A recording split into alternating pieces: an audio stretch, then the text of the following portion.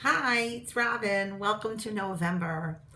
And I don't know, whenever I get into this season, everything always feels so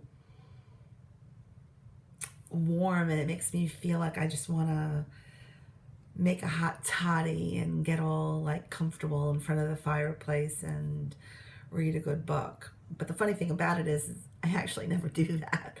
But that's what it makes me feel like I should be doing. And I think it's about this feeling of wanting to go inside, wanting to go inside of myself and find comfort, you know? And so I wanted to pull a card from my goddess deck and really give a nod to this inner power that we all have. And that I think a lot of us ignore, that we sort of know we have it and it's just like a thing and we don't really acknowledge it or give thanks to it. So in the month of Thanksgiving, I think it's only right that we actually give thanks to what we actually have, what we actually have already within ourselves, and acknowledge the powers that we actually possess, because I feel like they get overlooked so much, and we spend so much time highlighting everybody else's power. So I'm going to pull two cards, actually. And the first card is about the powers that we have already. And how does owning, acknowledging our powers, what does that attract to us? So the first is owning our powers. And by owning them, what do we attract? So here's card one.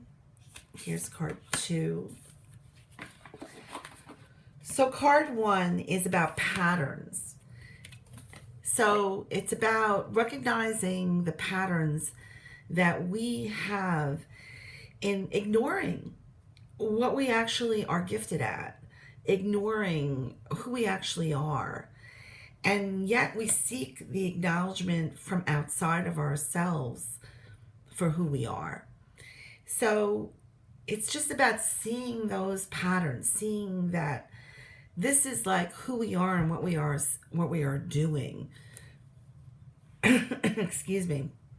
I'm getting all caught up in my throat because the truth is that we shouldn't be doing that. That we shouldn't be seeking that acknowledgement from other sources. That the truth is that the acknowledgement for what we own in our power should come from within us. So let's see what the second card says. Here it is. So it's Kali. Perfect card. Liberation.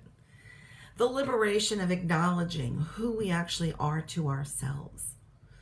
Looking at yourself from within to the outside and actually saying to yourself what you acknowledge about yourself in the truth of who you are and actually owning it, and how liberating that actually feels.